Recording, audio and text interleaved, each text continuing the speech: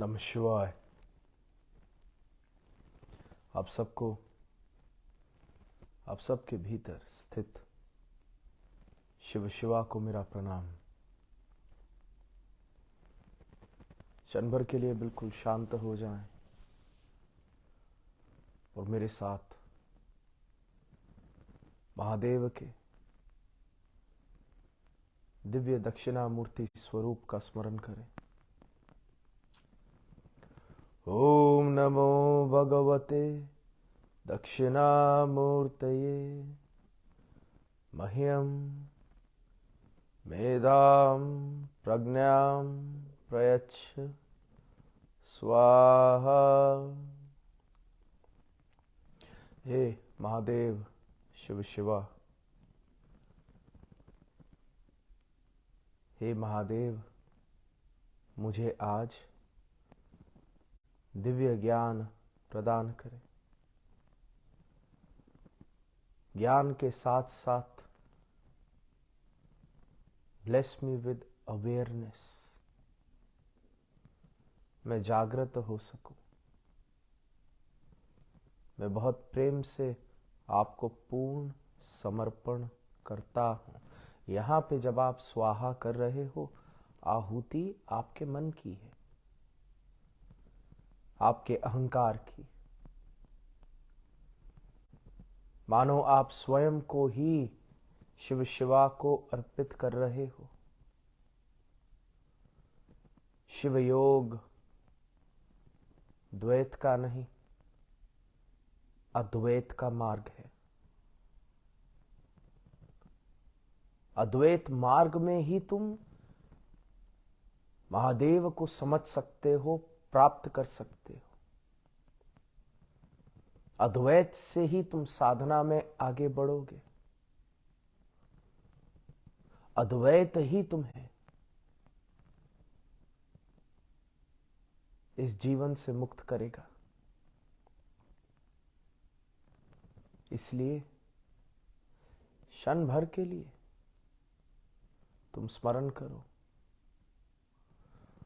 ओम नमो भगवते दक्षिणामूर्तये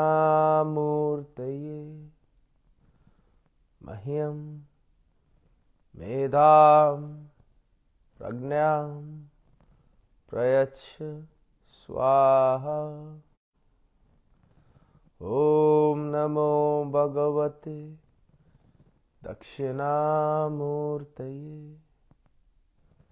मह्यं मेधां प्रज्ञां प्रयच्छ स्वाहा।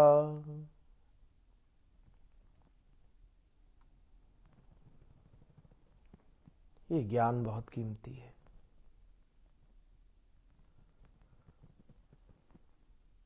शिव महापुराण में महादेव के अवधूत स्वरूप का वर्णन है। तुम स्मरण करो महादेव को अवधूत स्वरूप में, शक्तिशाली, तेजोमय, तपस्वी, अग्नि के सामने बैठा हुआ, साधना में लीन, आंखों में तेज लेकिन होठों पे हल्की मुस्कुराहट। महादेव अवधूत स्वरूप में बैठे। इतने में कहीं से इंद्र, उनके गुरु बृहस्पति चलते हुए आए। इंद्र अपने अहंकार में लीन, इंद्र अपनी उपलब्धियों में लीन, इंद्र अपनी ही माया में लीन। तो यहां पे जागृति नहीं है, और अगर जागृति नहीं तो शिव की समझ नहीं। इंद्र अवधूत स्वरूप में बैठे शिव शिवा को जान नहीं सका और बहुत क्रोध में, अकड़ में अवधूत स्वरूप से पूछा, शिव शिवा कहाँ है, हम उनसे मिलने आए हैं। और अवधूत स्वरूप तो अपने मौन में लीन है, अपनी साधना में लीन है। वो सुन ही नहीं रहा, वो देख भी नहीं रहा, वह एक्नॉलेज ही नहीं कर रहा। जो अहंकारी व्यक्ति है, उसके चेहरे पर सबसे बड़ा तमाचा है मौन। तुम चुप रहो, वो टूट जाएगा। तुम एक्नॉलेज ही ना करो, वो टूट जाएगा। और यहां पे महादेव बैठे अपनी साधना में लीन, अवधूत स्वरूप में खुश। और वही इंद्र चीखता हुआ, चिल्लाता हुआ कि तू मुझे देख, बोल शिव कहां है, तू समझता नहीं मैं क्या हूं, मैं कौन हूं। क्यों? क्योंकि जो इंद्रियों में लीन है, जो अहंकारी है, वो अपनी मौज में चल रहा है।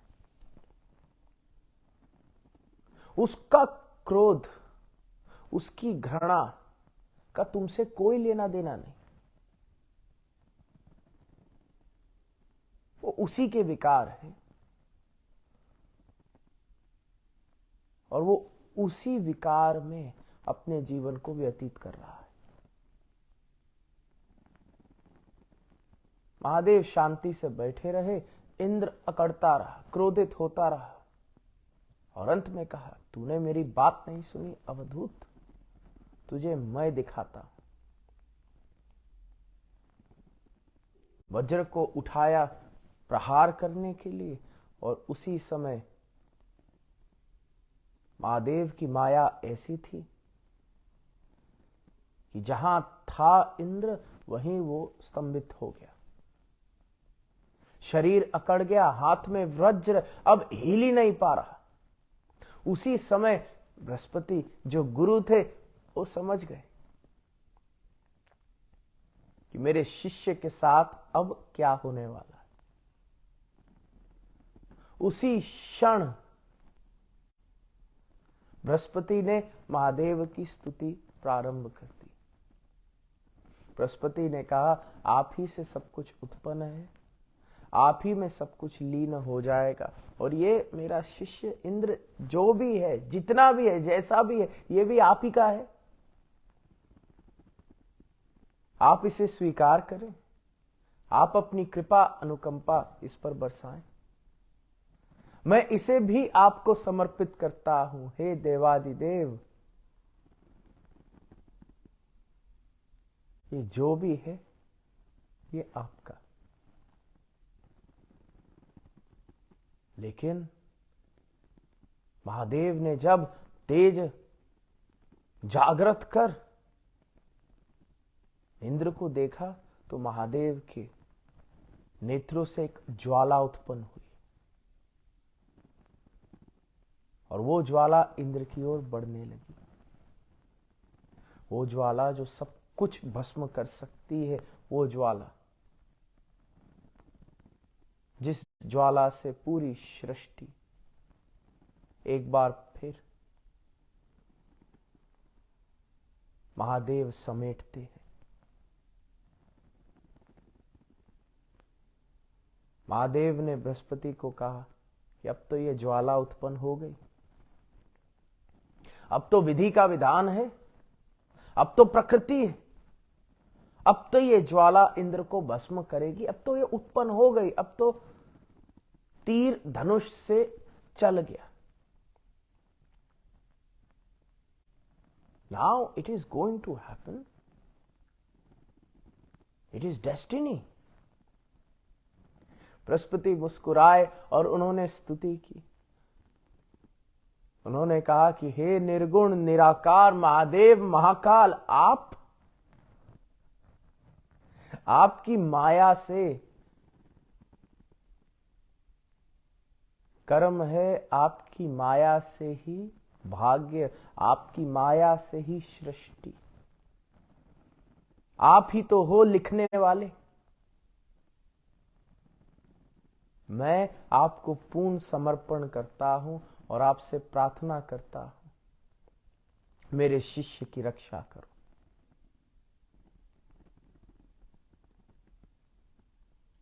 किस बात की bureaucracy? When you are the one and all, then I don't know. आप ही देखो, आप ही जानो, आप ही की माया। लेकिन मेरे शिष्य की रक्षा करो। महादेव मुस्कुराए और अद्भुत स्वरूप में ही उन्होंने अपनी ज्वाला जल में फेंक दी, समुद्र में।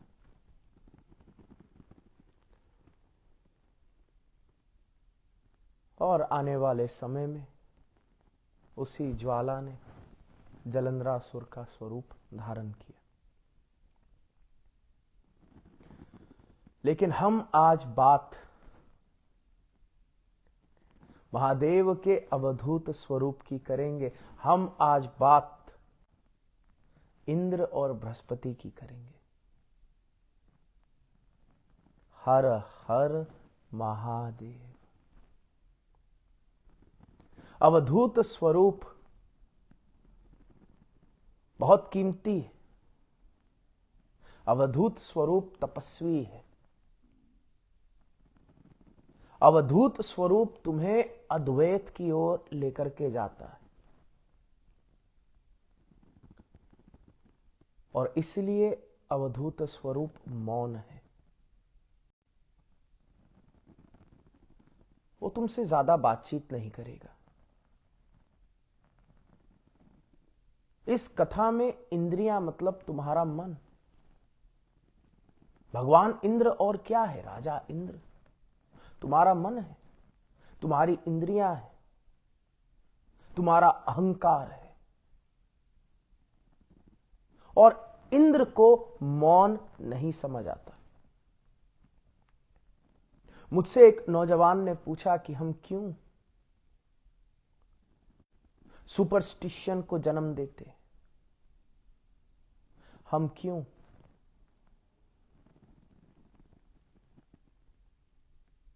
ठगियों को जन्म देते हैं,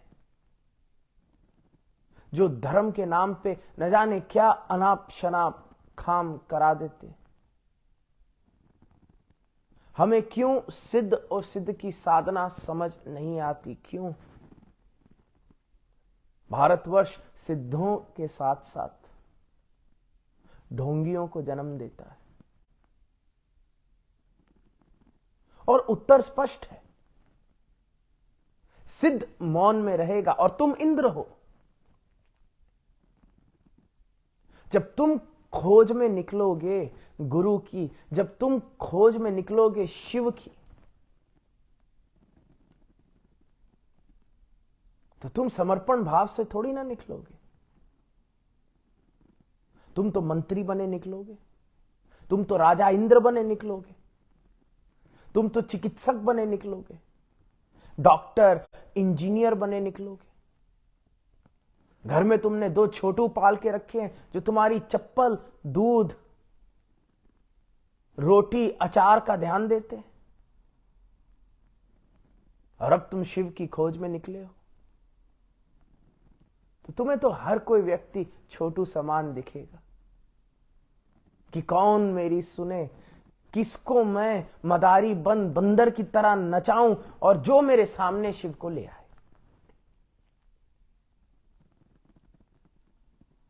जो खूब मुझसे बातें करे। और बातचीत तो द्वैत है। बातचीत तो तुम्हें शिव से और दूर ले जाएगी। इसलिए तुम जब बैठोगे और तुम शिव को पुकारोगे, मजे की बात, शिव मौन रहेंगे। क्योंकि शिव कहेंगे बात का क्या फायदा, तुम आज मुझ में लीन हो जाओ, तुम बहो मेरे साथ।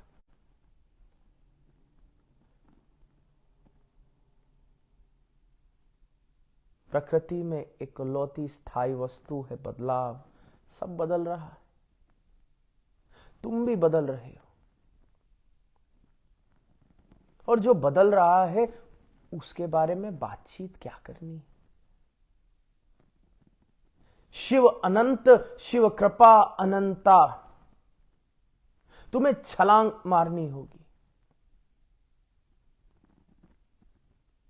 इस कमजोर डाल से उस अनंत तक। और इसलिए शिव मौन में तुम्हारा इंतजार करते हैं और तुम बातें करते हो। तुम्हें सवाल जवाब करने, तुम्हें पूछना है कि हे भगवान, मेरे साथ ऐसा क्यों हुआ, मेरा शरीर बीमार क्यों पड़ा। अरे क्यों ना पड़े तुम्हारा शरीर बीमार, तुम हो ही कौन। जो कोई भी इस पृथ्वी पर आता है, उस अनंत ने भी जब अवतार स्वरूप धारण किया और वो अनंत भी इस पृथ्वी पर आया, तो उस अनंत को भी जो कुछ भी इस पंचभूत के शरीर के साथ होता है अनुभव करना पड़ा। उस अनंत ने भी अनुभव किया उन्हीं दुखों को जो तुम अनुभव करते हो। It is the law of the third dimension. किस बात का अहंकार है भगवान, मेरे साथ ऐसा क्यों हुआ। शरीर है, अगर है तो शरीर जाएगा भी, इसमें चौंकना कैसा। हम सबको पता है मृत्यु एक दिन आनी है, लेकिन हम सब चौंकते हैं मृत्यु को देख के। तुम समझते ही नहीं कि यह महादेव की माया है।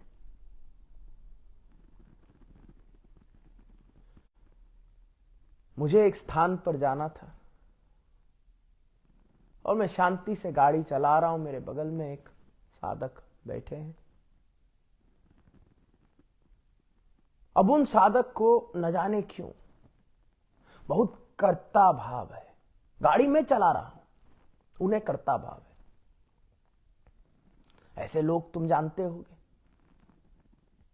जब तुम गाड़ी चला रहे हो और वो इमेजिनरी ब्रेक के पेडल को दबा रहे हैं, तुम गाड़ी चला रहे हो लेकिन न जाने क्यों वो अपने हाथ पैर हिला रहे हैं, जैसे न जाने उनके हाथ पैर हिलाने से गाड़ी की दिशा बदल जाएगी, ब्रेक लग जाएगी, ऐसा हो जाएगा, वैसा हो जाएगा।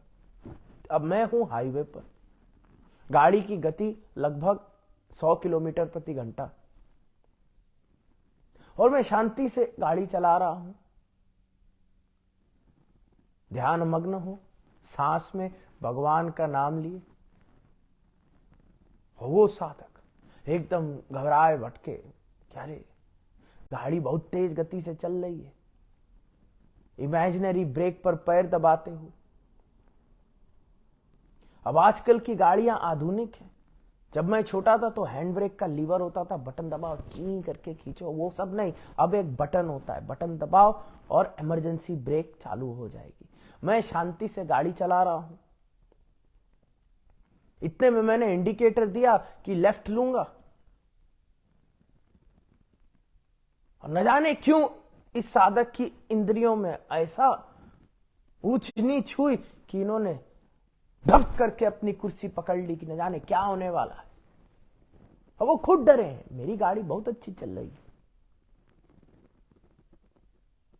गाड़ी के चलने में कोई खराबी नहीं, प्रकृति की गति से चलती, खराबी इनके दिमाग में थी। अब जब इन्होंने धम करके अपना हाथ नीचे मारा तो इनका हाथ हैंड ब्रेक पर पड़ा। अब सोचो, हाईवे पे गाड़ी 100 किलोमीटर प्रति घंटे से जा रही है और इन्होंने इमरजेंसी ब्रेक पे अपना हाथ मार दिया, गाड़ी झटके से रुक गई और पीछे बड़े बड़े ट्रक चल रहे थे।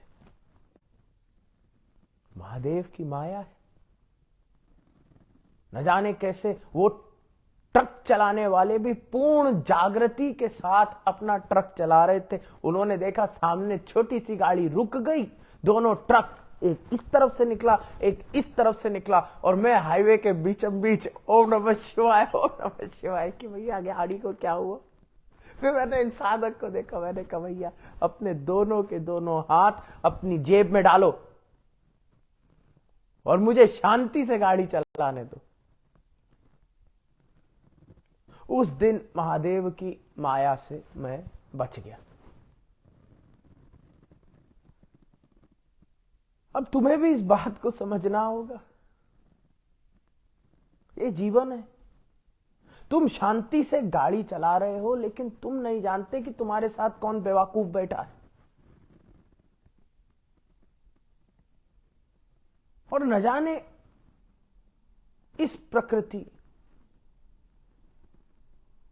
इस सृष्टि में किसकी बेवकूफी का प्रभाव तुम्हारे जीवन पे पड़ेगा। कुछ भी हो सकता है। तुम्हारी कोई गलती भी नहीं, मेरी तो कोई गलती थी ही नहीं। मैं तो शांति से गाड़ी चला रहा हूं, कई घंटे बीत गए, मैं चलाता रहता, कोई समस्या थी ही नहीं। लेकिन मैं अपनी गाड़ी में अकेले थोड़ी ना बैठा हूं, मेरी गाड़ी में कुछ और बेवकूफ भी है। और तुम्हारे जीवन में भी एक सोल ग्रुप है।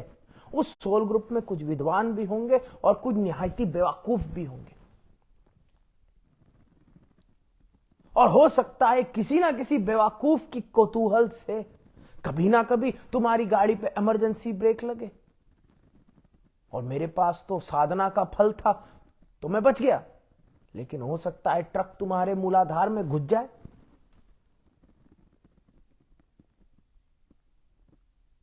अब इस बात का कोई कारण नहीं। अब गाड़ी में बैठे हो, गाड़ी चल रही है, गाड़ी में विद्वान भी है, गाड़ी में बेवकूफ भी है। अब सोचो, उस समय तुम अवधूत स्वरूप के पास जाओ और बोलो मेरे साथ ऐसा क्यों हुआ। भैया तुम जन्मे हो ये हुआ, तुमने गाड़ी चलाई इसलिए हुआ, तुम इस पृथ्वी पर आए इसलिए हुआ। अब क्या बोले अवधूत तुम्हें। अवधूत भी अपनी शांति में मग्न रहता है, साधना में मग्न रहता है, क्योंकि इंद्र से कोई बातचीत नहीं हो सकती। इंद्र को तुम क्या समझाओगे, अहंकार को तुम क्या समझाओगे। वो तुम्हें बोल भी दे, तुम्हें जवाब दे भी दे, तुम काटने को दौड़ोगे। इसलिए भगवान मौन में रहता है, भगवान मुस्कुराता है, भगवान आशीर्वाद देता है। लेकिन अगर अहंकार ज्यादा होगा, फिर भगवान के ही प्रति क्रोध आएगा, गुरु के प्रति क्रोध आएगा कि तुम कैसे गुरु हो, तुमने मुझसे बातचीत नहीं की, तुम मुझसे वार्तालाप नहीं कर रहे, तुम्हें तो मैंने इतना दिया, तुम्हें तो मैंने दान दिया। तुमने दान गुरु को दिया या दान अपना कर्म काटने के लिए दिया। और तुम्हारे दान से कौन से तुम्हारे गुरु ने हेलीकॉप्टर खरीदा। तुमने अगर दान दिया, दान भी इसलिए क्योंकि कभी गलती से गरुड़ पुराण पढ़ ली होगी। और जब कभी भी कुछ भी गुरु को दिया तो अपने कर्म इकट्ठे कर ही अपने गुरु को दिए हैं। यही सोच कर दिया है कि जो मैं गुरु को दे रहा हूं उससे मेरा कर्म कट जाए। और आज अहंकार क्या कहता है कि तुझे मैंने दिया, अब तू बात कर मुझसे, मेरे साथ ऐसा क्यों हुआ। लेकिन जो सिद्ध है, जो अवधूत है, जो अवधूतेश्वर है, जो महादेव है, वो मौन में बैठा होगा। और जो इंद्र है, फिर उसे बहुत क्रोध आता है। फिर इंद्रियां बोलेंगी कि अरे अब तो इस भगवान का मैं अपने वज्र से नाश कर दूंगा। और तुम्हारे पास वज्र क्या है, तुम्हारी बातें। तुम्हारा वज्र क्या है, तुम्हारी सोच।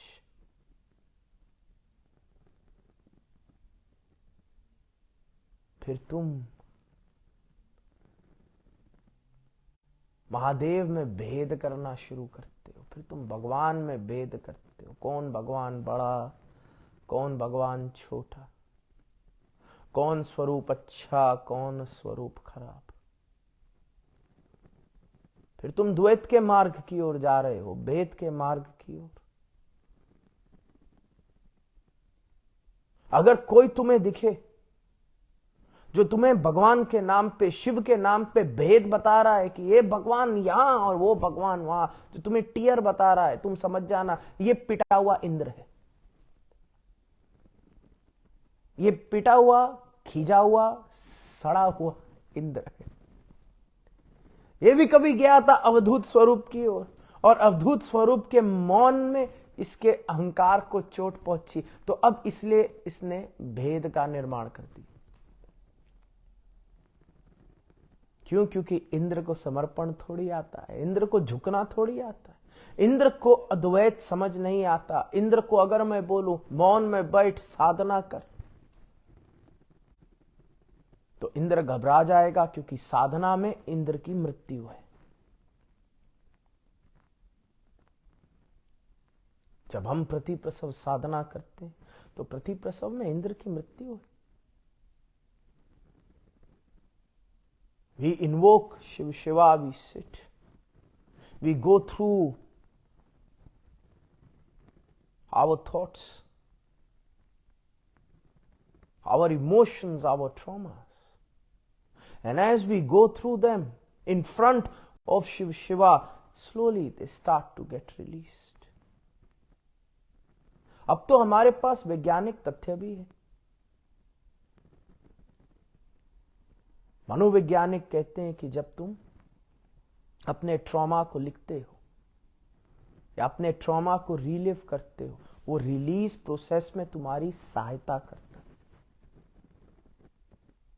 क्योंकि मनोवैज्ञानिक का कहना है कि अगर तुम अपने ट्रॉमा को आज रिलीव कर रहे हो, लिख रहे हो, तो तुम्हें एक नया पर्सपेक्टिव मिलता है। अगर एक 4 साल की बच्ची के साथ कभी कोई हादसा घटित हुआ, तो मन में वो अभी तक 4 साल की बच्ची है। जब तुम लिख रहे हो तो अब एक 40 साल की महिला उस 4 साल की बच्ची के ट्रॉमा को देखती है, और एक 40 साल की महिला का ज्ञान उस 4 साल की बच्ची को उससे बाहर निकाल सकता है। और सोचो, अगर यही प्रक्रिया शिव और गुरु के साथ की जाए तो कितना लाभ होगा। अगर यही प्रक्रिया प्रतिप्रसव स्वरूप में की जाए, फिर तो तुम अपने सभी दुखों को त्याग दोगे, फिर तो तुम अपने अहंकार को त्याग दोगे, फिर तो तुम क्रोध को त्याग दोगे। और इसलिए हर व्यक्ति प्रतिप्रसव नहीं कर सकता, डर लगता है लोगों को। क्योंकि जब प्रतिप्रसव साधना होती तो जो आदमी बैठा है वो रो रहा है, चीख रहा है, चिल्ला रहा है, तो जो इंद्र है, जो दूर बैठा देख रहा है, वो बहुत घबराता है कि भैया क्या कर रहे हैं, यहां पे ऐसी कौन सी साधना करा रहे हैं। क्योंकि बाहर से अगर तुम सुनोगे तुम्हें लगेगा कि मैं लोगों को लाठी से पीट रहा हूं, अंदर मैं कुछ नहीं कर रहा। वो इंद्र की मृत्यु है, और इंद्र मृत्यु से पहले जरूर शोर मचाएगा।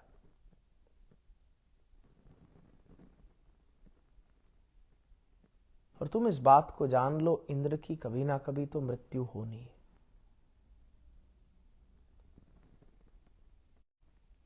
अगर इंद्र की मृत्यु शरीर की मृत्यु से पहले हो गई तो साक्षात्कार है, और अगर इंद्र शरीर के बाद भी जीवित रहा तो फिर तुम नरक को भोगोगे।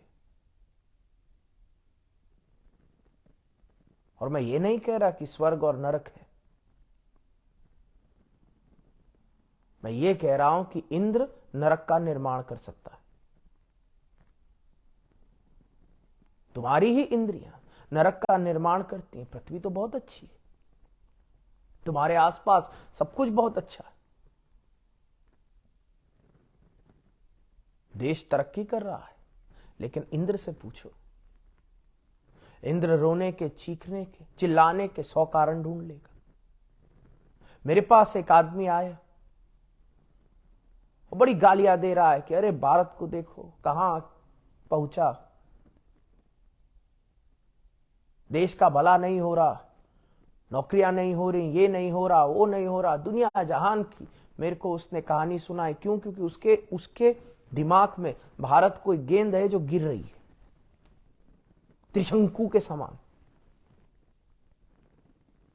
और मैंने उससे बात की, मैंने कहा आप कहां से ये वार्तालाप कर रहे हो, कहां से आ रही है? अगर हम फैक्ट्स को देखें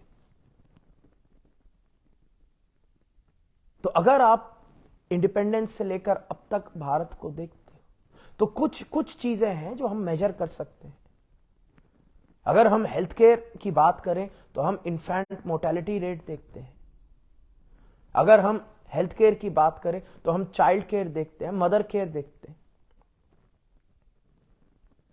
और अगर इंडिपेंडेंस से लेकर अब तक हम देखें, we have made phenomenal strides. हमारा मोर्टेलिटी रेट कहीं 100 गुना बेहतर हो गया। अगर हम इकोनॉमी की बात करें, जीडीपी की बात करें, इंफ्रास्ट्रक्चर की बात करें,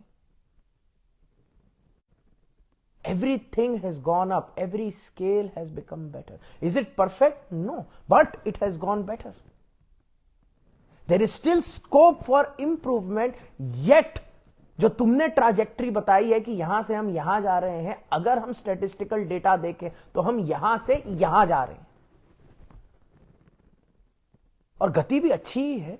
अब उल्टा और बढ़िया हुई है कुछ सालों में, और अगर इसी गति पे चलते रहे तो न जाने कहां से कहां पहुंच जाएंगे। And these are the facts. जो अवधूत है वो फैक्ट्स की बात करेगा, जो इंद्र है वो इमोशन की बात करेगा, न जाने क्या फालतू अनाप शनाप। इंद्र के दिमाग में तो यही है कि जो पहले था वो अच्छा था, क्योंकि इंद्र भी जानता है जो पहले था वो था ही नहीं, वो हिरंध काल है, वो मर गया। और इंद्र को पता है अगर वर्तमान की बात करेगा, अगर स्टैटिस्टिकल डेटा की बात करेगा, फैक्ट्स की बात करेगा तो हार जाएगा। इसलिए इंद्र पुरानी किसी माया में रहता है। और इस इंद्र की मृत्यु जीते जी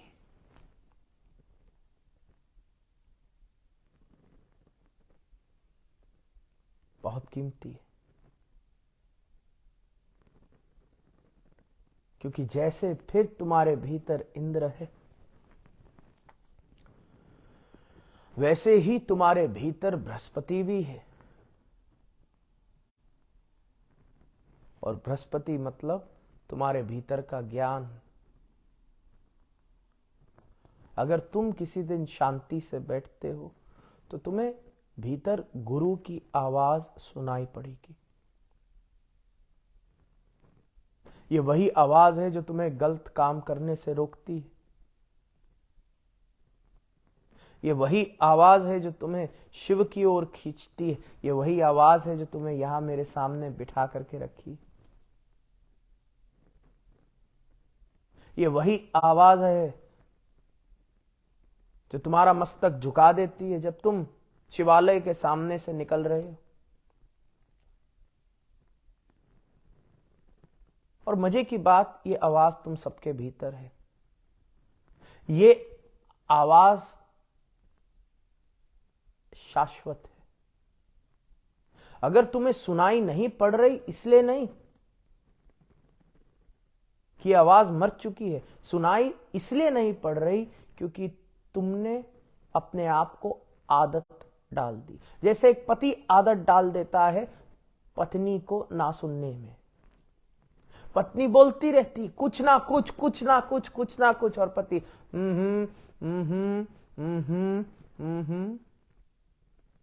अब पति मजे से अखबार पढ़ रहा है लेकिन शरीर को उसने ऑटोमेटिक कर दिया। क्यों? क्योंकि कौन सुने पत्नी की।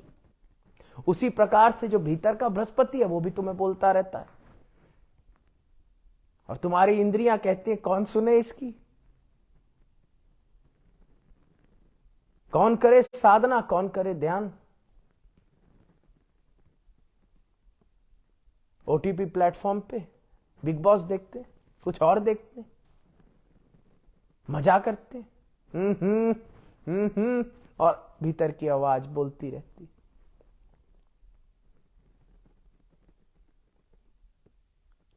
जब हम साधना करते तो हम एक बार फिर इस आवाज को सुन रहे हैं।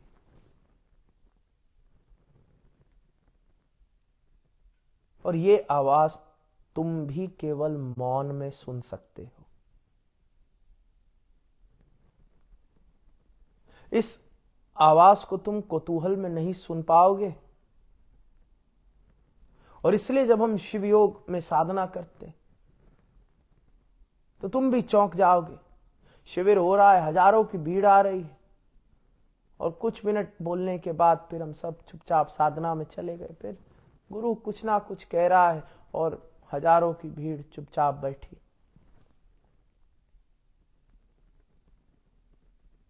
अब देखने वाला चौंकेगा, इंद्र चौंकेगा कि चुप क्यों बैठे हैं सब। चुप इसलिए बैठे हैं क्योंकि मौन में ही शिव है।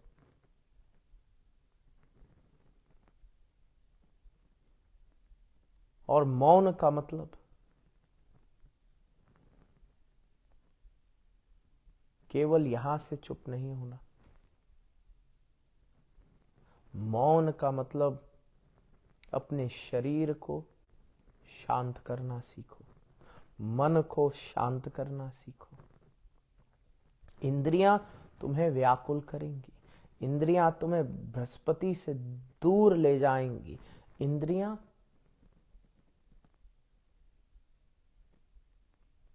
तुम्हें शिव के प्रति नासमझ बना देंगी।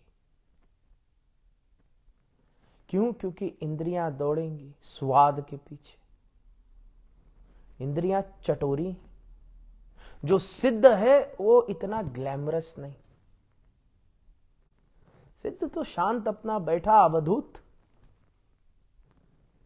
अब तो स्पिरिचुअलिटी में भी ग्लैमर आ गया। अब तो बहुत,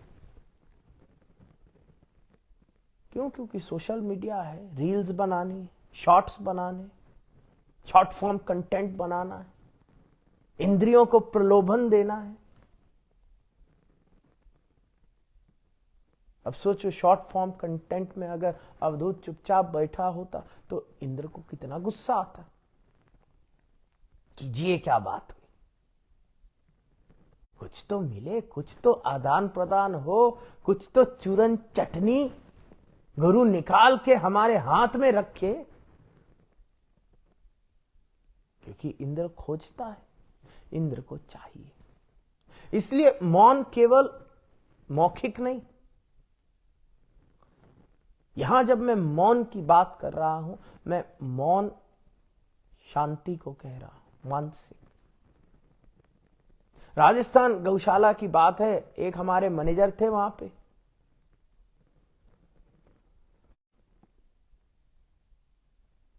और उस मैनेजर को साल में कुछ समय मौन वो रखता था। और जब उसे काम कराना है किसी से तो वो अपने साथ पर्ची लेकर के चलेगा, पर्ची पे लिखेगा। तो एक दिन मैं चलता हुआ जा रहा था, मैंने देखा कि मैनेजर वहां पे बहुत तेजी से कुछ पर्ची पे लिख लिख के सबको दे रहा। अब दरअसल रात को क्यारियां बनानी थी ताकि पानी पहुंच सके फसल तक। तो जिसने बनानी थी उसने अपना काम सही तरीके से नहीं किया, क्यारी टूटी, पानी सब इधर उधर हो गया। तो मैनेजर उसको पर्चियों में डांट रहा था। एक पर्ची नीचे गिरी, मैंने भी उठाई, पर्ची पे लिखा था उल्लू के पट्टे। अब मुझे जोर से हंसी आ गई कि कहने को तो इसने मौन कर रखा है, लेकिन ये बैठ के लिख रहा है उल्लू के पट्टे। और फिर मन ही मन मैं सोच रहा हूं कि अगर बोल दिया होता तो बोलने में तो इतनी भीतर की आवाज नहीं आती, क्योंकि बोला तो सिर्फ मौखिक बोला। अगर तुम भी बोलते हो उल्लू के पट्टे, तुम बड़ा सोच के बोलते हो, वो तो भीतर से निकल ही जाता है, कहां से निकला तुम्हें भी नहीं पता। पर सोचो अगर तुम्हें लिखना पड़ा तो तुम एक एक शब्द महसूस करके लिखोगे। ऊ लू के पट्ठे।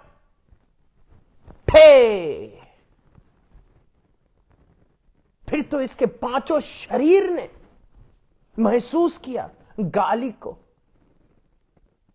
और जो बेचारा पढ़ने वाला है उसको भी समझ नहीं आ रही, क्योंकि अगर इतना पढ़ा लिखा होता तो खेत में क्यारी थोड़ी बना रहा होता। फिर वो भी पढ़ रहा है उल उल उल उल। और जो इंद्र है, जो पर्ची काट रहा है, उसको बड़ी चिढ़ मच रही है कि तुझे मेरी पर्ची नहीं समझ आई। इंद्र को बड़ा मजा आता है पर्चियां बनाने में। अब वो पढ़ रहा है उल्लू उल्लू क और इतने में जो मौन में है उसने छलांग मारनी शुरू कर दी। उसकी मानो कुंडली जागृत हो गई कि तू पढ़ ध्यान से, मेरी पर्ची का मतलब समझ। और जब पढ़ने वाले ने पढ़े, शांति इसके मुंह पे, इतनी शांति थी। ये मौन किस काम का? तुम बस कुछ कह नहीं रहे, लेकिन ये मौन भी नहीं है,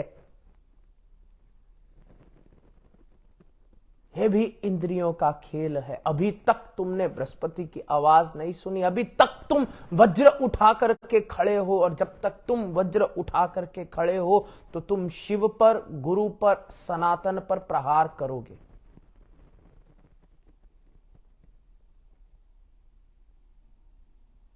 फिर जो शिव है तुम्हें वो सनातन नहीं दिखाई पड़ेगा, जो साधना है तुम्हें वो सनातन नहीं दिखाई पड़ेगी।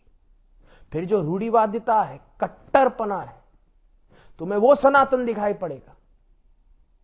क्यों? क्योंकि तुम इंद्र हो। जो सही मायने में सनातन है, जो सही मायने में शिव है, वो मौन है। उस तक पहुंचने के लिए तुम्हें साधना करनी होगी। उस तक पहुंचने के लिए तुम्हें एक कोने में बैठ गुरु का आवाहन कर बृहस्पति की आवाज सुननी होगी। क्योंकि बृहस्पति तुम्हें समर्पण सिखाएगा, बृहस्पति तुम्हें भक्ति की ओर लेकर के जाएगा। बृहस्पति तुम्हारे भीतर एक गहरा मौन उत्पन्न करेगा।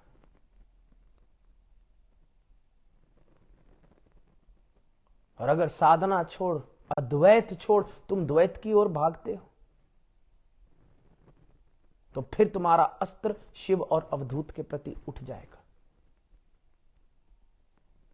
क्योंकि जो तुम सोच करके जाओगे वो तुम्हें मिलेगा नहीं। और जहां तुम खिंचे चले जा रहे हो, शायद वो तुम्हें शिव से और दूर ले जाए। क्योंकि तुम्हें अपने आप से यह पूछना है,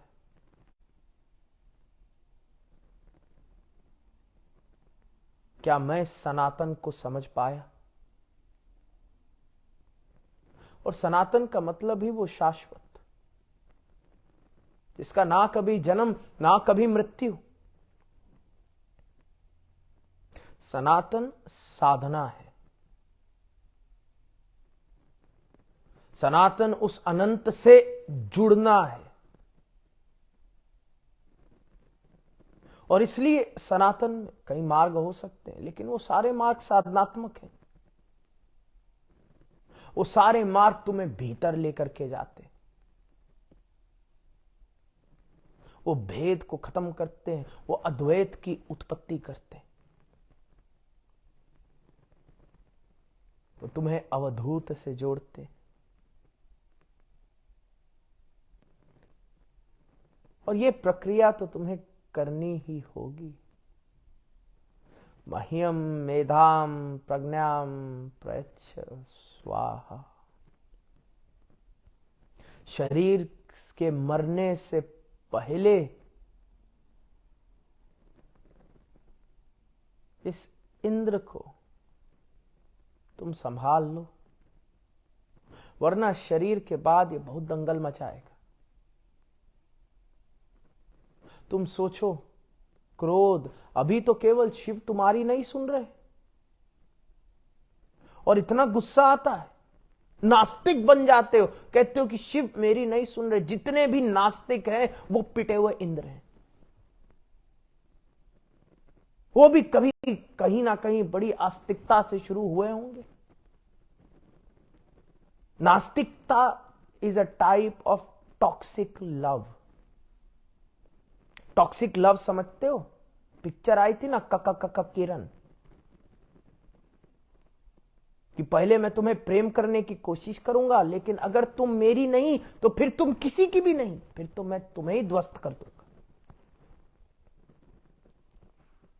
क्योंकि जो साधारण व्यक्ति है उसे क्या पड़ी है, वो बड़ा सम्यक है, बड़ा नेचुरल है, बड़ा रॉ है, बड़ा अपने जीवन को शांति से जी रहा है, उसको ऑब्सेशन थोड़ी ना है। नास्तिक को ऑब्सेशन होता है कि जहां कहीं भी मैं शिव को देखूं वहां तोड़ने पहुंच जाऊं। और ऑब्सेशन कहां से आता है? It is a toxic love. It is love only but it is toxic, very toxic. फिर ऐसा व्यक्ति कह रहा है कि अरे हम तो नास्तिक है। तुम नास्तिक नहीं, तुम पिटे हुए इंद्र हो। तुम भी गए थे शिव से बात करने, शिव तुम्हें मौन में दिखे और तुमने ये नहीं समझा कि तुम्हें उसकी आवाज सुनने के लिए, उससे जुड़ने के लिए खुद मौन में बैठना होगा, साधना करनी होगी।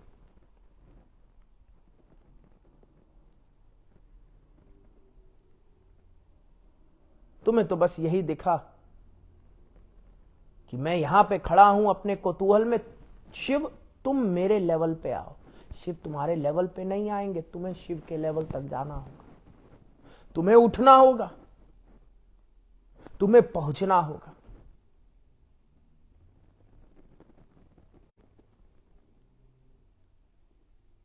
जो शिव योगी है वो इस बात को समझता है।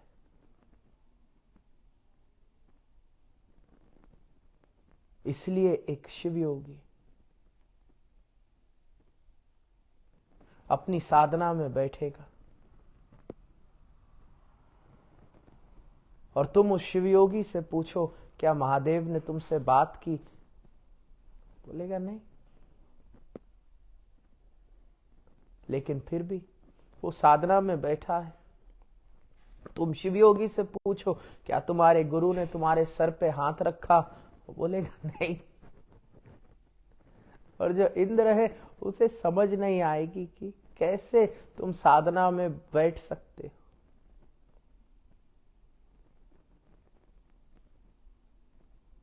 फिर इंद्र पूछेगा शिव योगी से, तुम्हारी गाड़ी में बेवकूफ नहीं बैठे क्या? वो इमरजेंसी ब्रेक को चलती गाड़ी में नहीं दबा देते?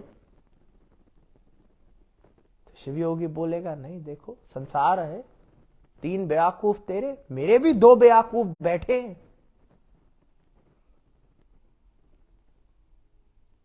लेकिन एक बात मुझे पता है,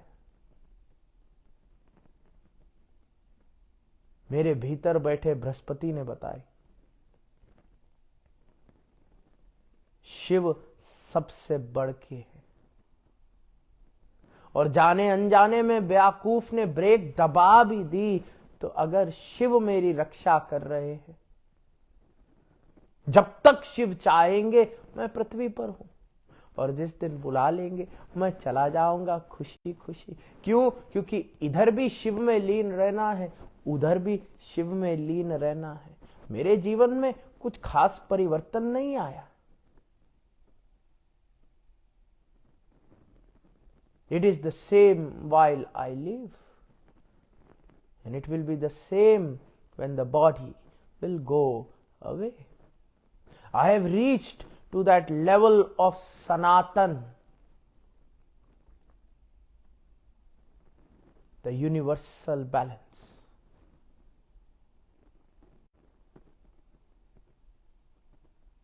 और इसलिए हमें शायद सनातन की रक्षा नहीं करनी, हमें सनातन को अनुभव करना है। अगर हम सनातन को अनुभव कर लें, हम सनातन से जुड़ जाएं, तो शायद हमें देख किसी और को भी प्रेरणा मिल जाएगी। क्योंकि अगर तुम भारत का इतिहास देखते हो, बहुत कम है जो सनातन को अनुभव कर सके और सनातन से जुड़ सके। बहुत कम जिन्हें तुम जानते हो, जो हिमालय से उतर के तुम्हारे बीच आए। ऐसे तो बहुत अवधूत हैं जिन्हें तुम जानते नहीं, जिनका नाम तुमने कभी सुना नहीं, जिनकी खोज में तुम कभी निकले नहीं, और निकलते भी तो शायद तुम जान नहीं पाते। क्यों? क्योंकि वो तो साधना में लीन थे और तुम इंद्र स्वरूप में पहुंचे थे। लेकिन फिर भी क्योंकि ये सिद्ध सनातन को अनुभव कर सके, तो इन कुछ लोगों की वजह से हजारों हजारों हजारों वर्ष के बाद भी हमारे भीतर प्रेरणा है। क्योंकि हम इन्हें देखते हैं। जैसे एक माउंटेनियर एडमंड हिलरी को देखता है कि अगर ये एवरेस्ट के शिखर तक पहुंच गया तो हम भी पहुंचेंगे। अगर महादेव ने इनका हाथ थामकर इन्हें चोटी तक पहुंचा दिया, तो अगर हम भी यहां बैठे अपने हाथ को ऊपर ले जाएंगे तो महादेव हमें भी खींच लेंगे। इन्हें देख हमें प्रेरणा है। और हो सकता है हजारों साल बाद हमारी प्रेरणा थोड़ी कम हो गई, और अगर आज भी तुम में से कुछ सिद्धत्व को प्राप्त करते तो शायद तुम एक बार फिर आने वाले समय के नौजवान के लिए प्रेरणा बन सकते हो। और शायद कई हजारों साल तक फिर ये प्रक्रिया चलती रहेगी जैसे चलती आई है।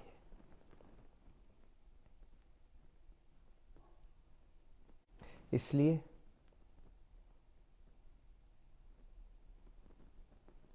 जब कभी भी जीवन में कुछ भी घटित हो,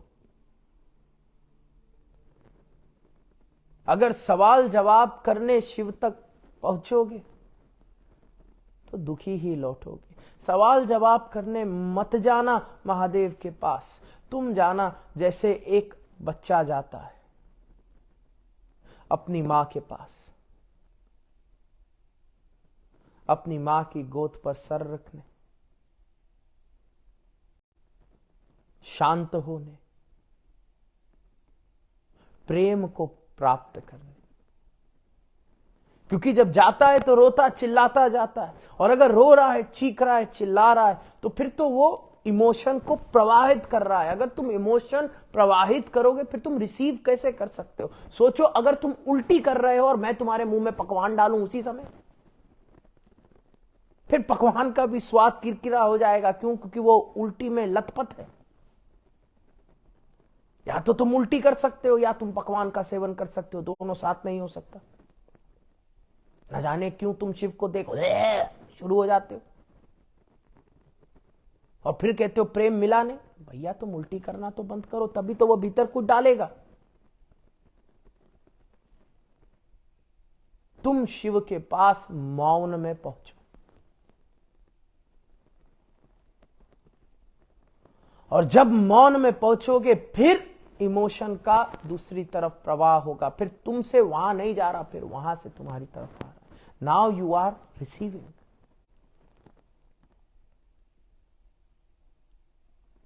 नाउ यू आर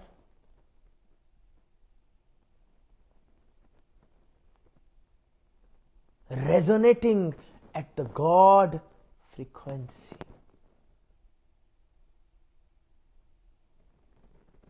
क्षण भर के लिए शांत हो जाओ, बिल्कुल शांत। स्मरण करो महादेव के अवधूत स्वरूप का।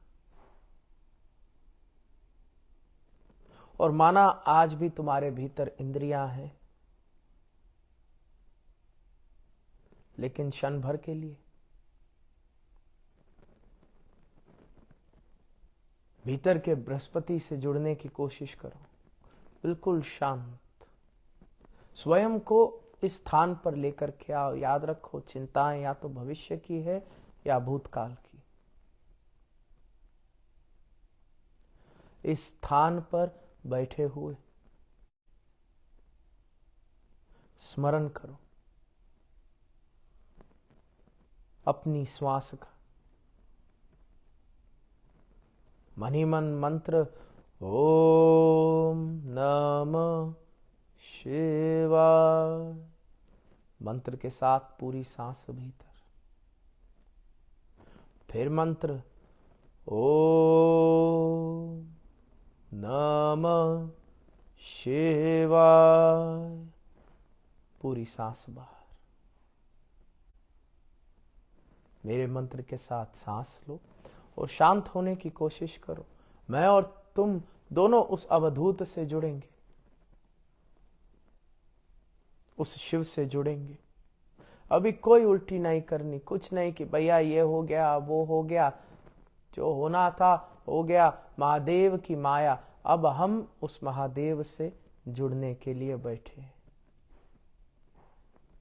अपने शरीर को शांत होने दो। शुरुआत मांसपेशियों से करो। तुम्हारा हाथ शांत, छाती शांत, पेट शांत, कपाल शांत, जांघें शांत, और बिल्कुल शांत हो करके पूरी सांस भीतर। ओम नमः शिवाय, पूरी सांस बाहर। ओम नमः शिवाय करते रहे। केवल सांस पर ध्यान, केवल मंत्र पर ध्यान। तुम उस बालक के समान जो अपनी मां की ओर लौट रहा है, और तुम्हारी मां तुम्हारे परम पिता परमेश्वर महादेव अवधूत ध्यान मग्न बैठे हुए। ओम नमः शिवाय, ओम नमः शिवाय, ओम नमः शिवाय, ओम नमः शिवाय, ओम नमः शिवाय, ओम नमः शिवाय, ओम नमः शिवाय, ओम नमः शिवाय, ओम नमः शिवाय। आज सोने से पहले तुम्हें केवल इतना करना है, ध्यान सांस पर और सांस को मंत्र से जोड़ दो। मन ही मन मंत्र चलता रहे और तुम भीतर के ज्ञान से जुड़ने की कोशिश करो। शिव के प्रति एक गहरा समर्पण भाव रखो। और हो सकता है इंद्र व्याकुल हो, लेकिन तुम बृहस्पति बन इस इंद्र को समझा दो, शिव से बढ़ के और कुछ भी नहीं। हो सकता है फिर तुम्हें इंद्र बोले, विधि का विधान, जो होना है वो होगा। तुम बृहस्पति बन उस इंद्र को कह दो, शिव से बढ़ के कोई विधि नहीं, कोई विधान नहीं। इस विधि की उत्पत्ति महादेव की है और इस विधि का संहार भी महादेव स्वयं ही करेंगे। और जब तुम भीतर बैठे बृहस्पति की आवाज को ताकत दोगे, सांस पर ध्यान होगा, मन ही मन मंत्र होगा, तो तुम पाओगे तुम साधना में गहरे उतरते जा रहे हो। और इसी साधना में तुम योग निद्रा को प्राप्त हो जाओगे। और कल सुबह जब उठोगे मुस्कुराते हुए, शक्तिशाली, ताकतवर, हो सके तो कल सुबह फिर तुम इस प्रवचन को सुनो, इस सत्संग को सुनो, क्योंकि हो सकता है चलती गाड़ी में फिर तुम किसी बेवकूफ के साथ बैठे हो जो हैंड ब्रेक दबा दे। फिर बड़ा मन करेगा शिव से चर्चा करने का, तब तुम फिर इस प्रवचन को सुन, ध्यान सांस की ओर ले जाना, ध्यान मंत्र की ओर ले जाना। और याद रखना, शिव मौन में है। और जब तुम्हारा दिन बहुत अच्छा व्यतीत होगा, फिर शाम को संध्या काल में मैं और तुम शिव महापुराण के तीसरे दिन को प्रारंभ करेंगे। आज के लिए इतना ही। जाने से पहले आप सबसे प्रार्थना है कि इस वीडियो को शेयर करें, चाहे फेसबुक पर शेयर करें, चाहे व्हाट्सएप पर शेयर करें, चाहे इंस्टाग्राम पे शेयर करें।